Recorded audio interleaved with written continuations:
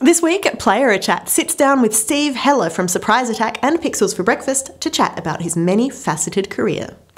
Angelo looks back at the history of video game classification from its murky beginnings until today, and we take a few moments to jump into the sublimely ridiculous West of Loathing, just in case your life had been missing a stick figure RPG with cowboys. This is Player Attack.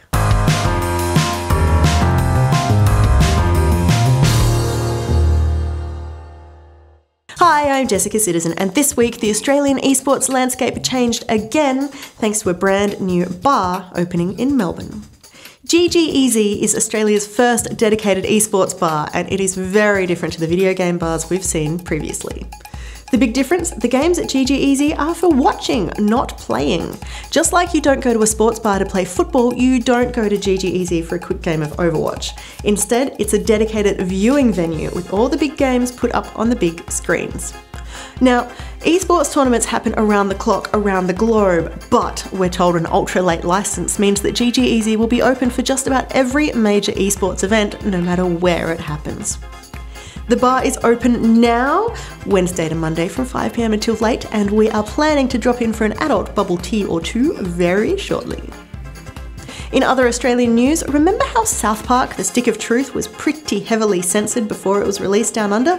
First up, it was straight out refused classification. But then, after Ubisoft made some significant changes, it was made available to Australian adults who didn't mind a little high-impact crude humour, sex scenes and references to sexual violence. Fast forward a few years though, and it is time for South Park The Fractured But Whole, and Ubisoft is proud to announce that the game has been accepted by the Australian Classification Board completely uncut and has been given an adults-only R18 rating. That means when the game finally launches on October 17, Australians will be playing exactly the same version as everywhere else, complete with high-impact crude sexual humour, sex scenes, references to sexual violence, sexual activity related to incentives and rewards, and some online interactivity. And sticking with weird sequels, Suda51 stepped up at PAX West to announce Travis Strikes Again, a new game in the No More Heroes universe, heading to Nintendo Switch. There's a new generation of humans out there. Let me at least introduce myself. Travis Touchdown! You murdered my dog! Don't pretend you forgot! Now you're just gonna confuse people. They need to know about the most hardcore assassin in video games. You bastard! Quit trying to butter up the gamers! Your fight is here in the real world! Firstly, it looks like Nintendo's relaxed its stance on adult content because that is not a game for kids. Secondly, Suda51 and his team at Grasshopper Manufacture are teaming up with an assortment of developers to create the game, which sees Travis Touchdown entering the worlds of different indie titles. Names already on the list include Dennerton Games with Hotline Miami and the Yacht Club Games with Shovel Knight, with 4 more to be revealed. In quick Nintendo news, a Texas court has just awarded $10 million against the company after finding that Nintendo of America infringed on iLife's motion sensing accelerometer technology, specifically a patent related to detecting if a person has fallen down. iLife uses the technology to monitor infants and the elderly, but the company argues that its patent covers other applications. Nintendo, predictably, is taking the case to appeal, saying that the patent is invalid and that it's not infringing on it anyway. Big changes are afoot for League of Legends. IP is being merged with Blue Essence, so you no longer have to choose between spending IP on runes or unlocking a new champion. To make things even more interesting, the level 30 cap is being removed. Riot is introducing a new reward system that will level up with you, giving you a loot chest after every game, each one packed with champ shards, blue essence and the occasional gemstone or rare emote. The team explains that it's a way to give players something to work towards beyond just champions, as well as focusing the reward experience around drops that are more substantial. Our weekly update for the juggernaut that is PlayerUnknown's Battlegrounds, it is apparently 2017's best-selling game on any single platform. Not bad for a game that's still not finished and has never seen an old-fashioned retail release. Similarly impressive, 55% of people who own Battlegrounds also own CSGO. These people used to play CSGO 50% more than the average person, but since discovering Battlegrounds, they now play 30% less. According to Steam Spy, the Battle Royale is cannibalising both the most engaged players from CSGO and H1Z1, but also the least engaged players from Payday 2 and Left 4 Dead 2. Another game that's looking to carve out a chunk of that Steam audience is Absolver, which launched this week. Despite some serious server downtime and more than a few in-game bugs, the martial arts-inspired RPG still managed a concurrent player peak of nearly 19,000, and a hefty patch is on the way. If you loved American McGee's Alice and its sequel, Madness Returns, you might like to pay a little attention to what McGee is up to now. He is publicly calling for support to make a sequel. No mean feat, given that the rights to the game still live with publisher EA. The developer is currently drafting a proposal, including timeframes and financials, but he wants to know how many people really want this game to be made, so make sure your voice is heard. And finally this week, AMC has teamed up with Next Games to create what might just be the next big thing in mobile gaming. The Walking Dead Our World is a location-based augmented reality smartphone game. It's basically Pokemon Go with zombies.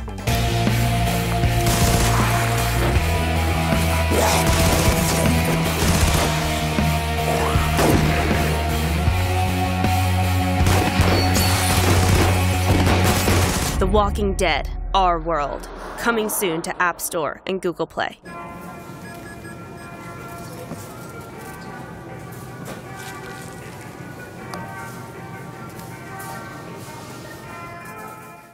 No release date for The Walking Dead Our World just yet, and no real storyline either, beside the fact that we're guessing you're a human trying to survive after the zombie apocalypse, but we'll keep you posted.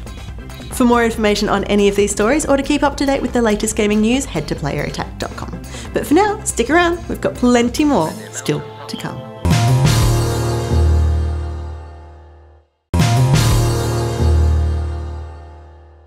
So I came up with the idea that I was going to do freelance, and I set the goal that I'm going to be published in a magazine by the end of this year. And started writing for Game Informer pretty regularly, a few pieces in Hyper here and there. And basically everything, I would write everything and then try and sell it.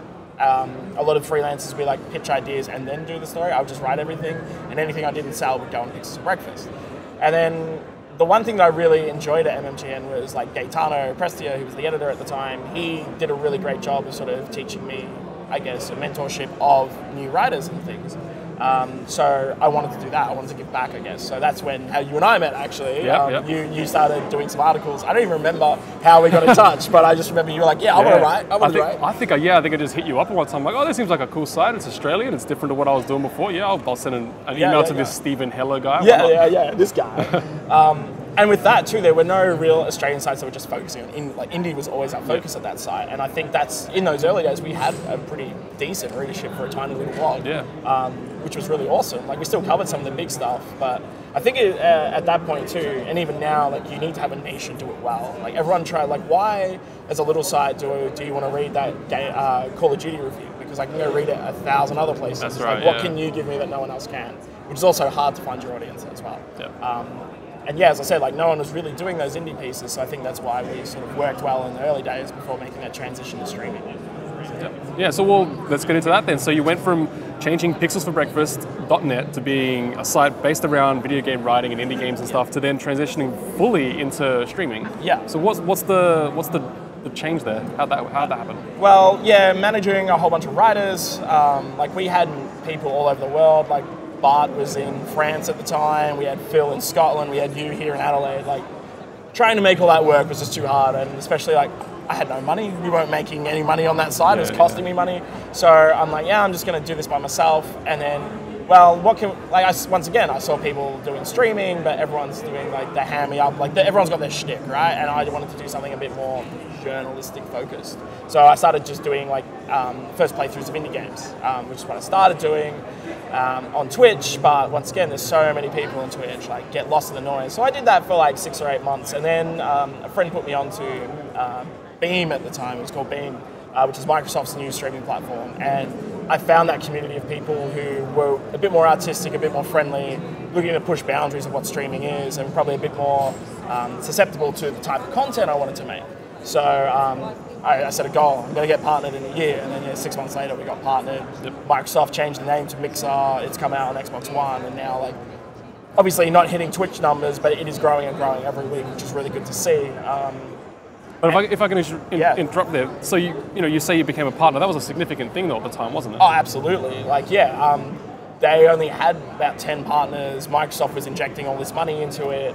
I took a week off my job in December to just stream the entire week. I did a 72-hour live stream with no breaks, which was the worst by myself. Yeah, wow. And the CEO of the company heard about it and came in at the very end. Like, what the hell are you doing? What the hell are you doing? Like, that's so cool. Mixers run, even though Microsoft own it, it's run by a 19-year-old kid who developed this technology that's insane. Like, there's 0.2 second delay. So, like, when people could see I'm tired, they're instantly just screaming at me. It was so good.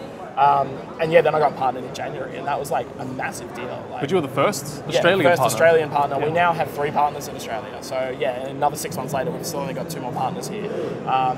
And it's been really significant because a bunch of my Australian friends who wanted to watch me on Twitch couldn't, where they can on Mixer, because Mixer just has less bandwidth, and they've got way more service because they all run on the Azure platform, which is all cloud-based, right? Yep. So for regions that don't have the best internet like Australia, like it was actually more beneficial for me to be a bigger fish in a smaller pond, right? Yep. With the whole Twitch thing, it's like, Twitch is the king of the roost now. Will Mixer overtake them? Probably not. But if anyone can make a shot of it, Microsoft has the money to do it, right? Yep. So I think the next year will be interesting to see where they go. Because like now Twitch is like, oh, we can get interactive streaming happening now too. So it's kind of, I don't know, like who knows, right? Like it's better to give it a shot than not, I guess. That's right. Well, it's like you say, if anyone's going to take on Twitch, it's going to be Microsoft. They're the only ones who really have the resources and the funds to kind of put effort into doing something like that. But they've gone ahead and they've embedded Mixer into Xbox now. But so is that sort of, you would probably know, but do you see that sort of then also coming over to something like PlayStation? I mean, PlayStation's pretty much put all their eggs in the Twitch basket at this point. Yeah, it'll be interesting, especially like Microsoft have all these weird relationships because of Minecraft, right? Like their Xbox Live powers all of the online interaction of Minecraft on Switch. Yep. Like what the hell? Yeah, that's like ridiculous. 10 years ago, that would not have happened, right? And then you saw at E3, like Phil Spencer having a few shots fired at PlayStation. So it'd be interesting to see how that mixed relationship works. But on the Xbox One, like they have an entire dashboard screen that's just Mixer, all the Mixer streamers and stuff. So whenever I get featured on there, the viewership just goes through the roof, which is insane. I didn't think it would. They've also embedded it into Windows 10 now. So anyone who has Windows 10 who wants to stream, who doesn't know how to use OBS, there's literally just the game button that just, instead of recording a local edition, pushes it out to Beam. So it also makes it more significant and easier for anyone to give it a shot. And they're also going a different route to Twitch. Like Twitch has the Twitch Live thing now, but Mixer has the phone streaming app, so you can basically stream anything. So they're going for arts and crafts streamers, they're going for cooking streamers. That's why they chose that name too, because they want a different mix of content. So maybe that's the competitive edge. Like I'm not really sure, but at the same time, I don't think Microsoft really knows yet either. Yeah. Well, I don't think anyone really knows what this streaming thing's gonna be. Like, I mean, it is so many things. Yeah. All we know is it's going to get bigger and bigger. It's becoming more and more important, even from like a PR perspective. Like they have entire like streamer-only areas at E3 and PAX and stuff now, and like, the Twitch booth is like, hey, we'll give you a computer so you can just make content for us the entire time. Yep. Which then, once again, you're running into that issue where people aren't paying writers back in when we were doing that stuff. Oh, well, you're not really getting paid for content, but you're representing Twitch and you're making a whole bunch of content, same as a lot of people from Mixer are doing, right? Like, you've got to be careful around lines are being blurred, and there's like, it's such an infancy, like that whole thing, right? Like, how does that work? Like, how do community managers giving codes out to streamers really work? Because they're not really objective, or are they? Like, there's no ethics there yet, right? That's right. Yeah, there aren't any guidelines, there aren't any boundaries to what you can do. Yeah. So it's very like I've just always been like, this game's crap. I don't like this game. Like just straight up. Like, and I'll tell the people that. Like that's been my thing. But yeah, it's really interesting to see how other streamers sort of tackle that stuff. And I think there'll be some big controversy that happens that eventually, like, okay, these guidelines need to be set. Yeah, it'd be interesting to see where streaming is at, again, 12 months from now.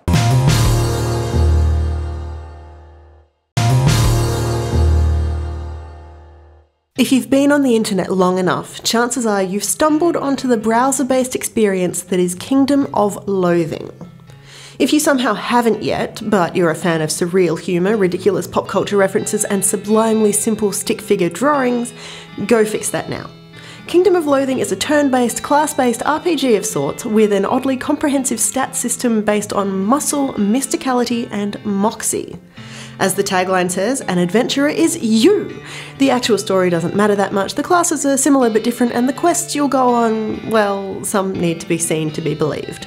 They're packed with song lyrics, movie quotes, pun-tastic dad jokes, and several are studded with innuendo.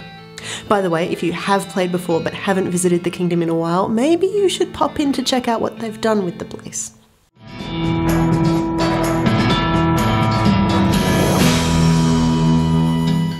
Perhaps you're not into browser-based RPGs full of pastomancers, disco bandits, and turtle tamers. Perhaps you prefer something a little more animated, a bit more wild, a smidge western? Well, the cows have come home and it is time to check out the brand new one from Asymmetric, West of Loathing. And let me tell you, it is brilliant. Gone are the limited turns that restricted daily movement. You can explore West of Loathing for as long as you want, and if you're anything like me, that could be a very long time indeed.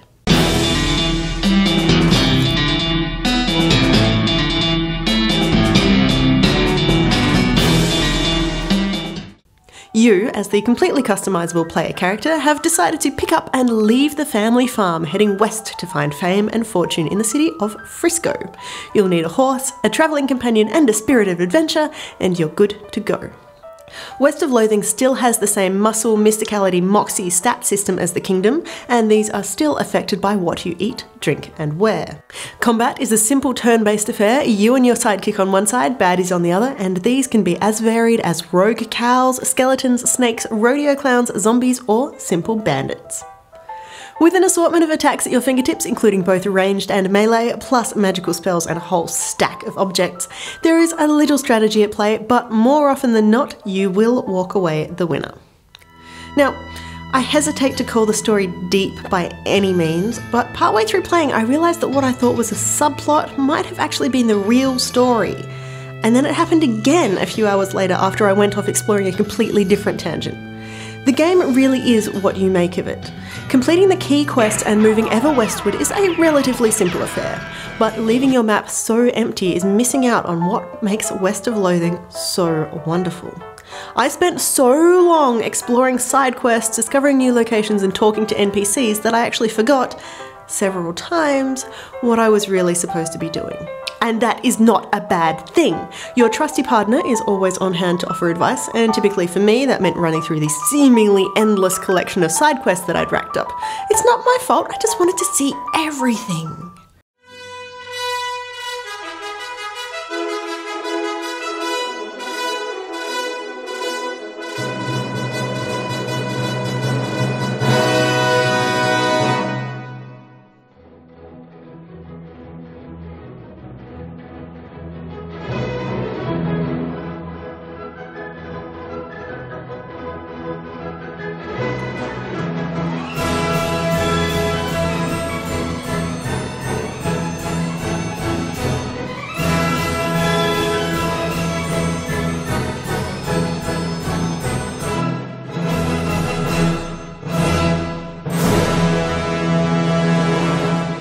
The only potential drawback for my particular gameplay style, however, is that all good things must come to an end.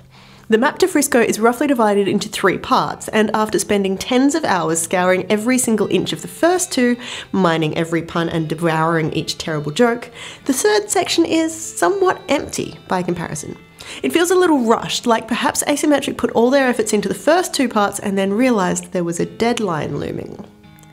But even as I was lamenting this and wishing for more content as I clicked through my character's bag of holding, I realised there were some items I hadn't thoroughly examined, some skills I hadn't developed, some combinations I hadn't tried. I hadn't read those books, I hadn't tasted that moonshine, I hadn't visited that location while wearing that specific headband. And then the whole world of West of Loathing opened up again. Like so many games that I love, West of Loathing is not for everyone. The stick figure art style is unique, even before you apply the oldie-timey sepia filter.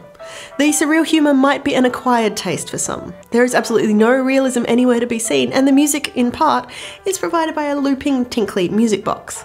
But if you like Kingdom of Loathing, if you love Monty Python, if you're a sucker for a good pun and a fan of turn-based role-playing, if you're on the lookout for something a bit different, a bit unusual, go spend some time West of Loathing. And send me a postcard. They're free.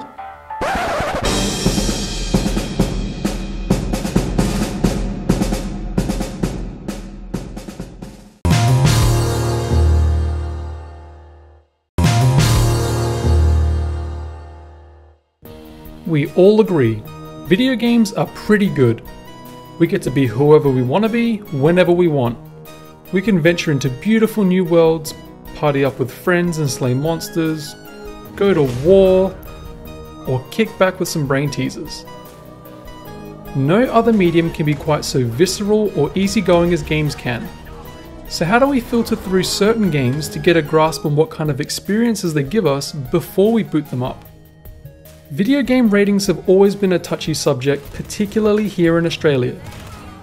But believe it or not, there was a time when video games weren't classified, and it caused a huge mess. The most famous example comes from 1993's US Senate committee hearings on violence in video games. The 3-hour hearing had Nintendo, Sega, and other industry representatives discuss the validity of violent and other types of titillating games. The 3 games in particular that were up for debate were Night Trap, a game where the player is meant to protect young women from a campy but vicious vampire attack, Lethal Enforcers, a light gun shooter that included a peripheral gun controller called the Justifier, and Mortal Kombat, the well-known gore-fest fighting game. The issue here was without a rating system, these games were legally obtainable by children from any retailer in the US. Understandably, this caused a problem for many reasons, but the ease of access was the most obvious argument. And when you think about it, they're right. While today we're in an easy position to scoff at how primitive these games look, at the time they were considered cutting-edge technology, and Mortal Kombat and Night Trap were 2 of the first games to feature live-action humans. The debate bounced between whether the US government needed to regulate video games, or if the industry was able to regulate itself.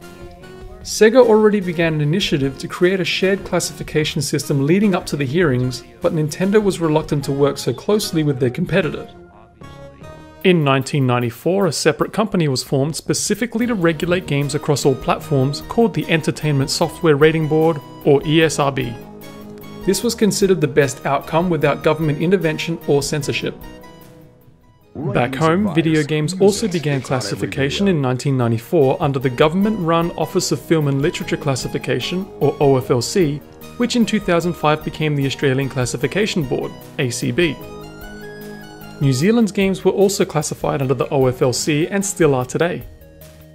Europe's games were rated among each country's own system until a Europe-wide regulating body, the Pan-European Game Information, or PEGI, was created in 2003, and in 2002 Japan developed their own game-specific ratings board called the Computer Entertainment Rating Organization, or CERO.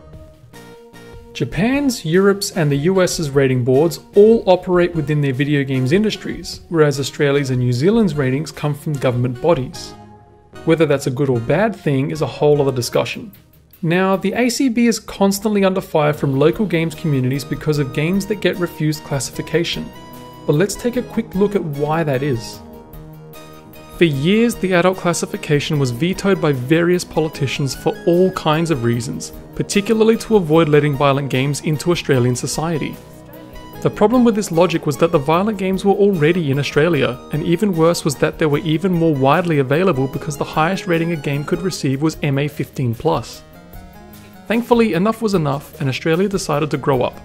On January 1st, 2013, Australia finally received an R18+ rating for video games. This meant games could be classified on a wider spectrum of ratings to inform people of the type of content that's in the game and what ages it's suitable for. The misconception here is that many people think an R18+ rating means anything above an MA15+ rating should be made restricted to adults and bada bing bada boom, we're good. No. The R18+ classification is very descriptive about what's accepted in games and what isn't. The usual offender that leads a game being refused classification is how it treats sexual violence and/or drug use. For example, Outlast 2 was refused earlier this year for its depiction of implied sexual violence. The main character Blake is drugged and surrounded by humanoid creatures engaging each other sexually, while his wife Lynn screams out for him in agony from implied sexual brutality. Blake is then pushed over and also suggestively abused. The developers later removed the scene from the game, a move that affected the final cut of Outlast 2 released in all regions, and resubmitted it to the ACB, which it then passed with an R18+ rating. An example of refused classification for use of drugs in a game is 2013's State of Decay. It was RC'd due to the use of illicit drugs as a progression aspect of the game. Certain drugs would increase the player's abilities, making game progress easier. While the game could admittedly be played without the use of illicit drugs, the board stated, "This game contains drug use related to incentives or rewards and should be refused classification."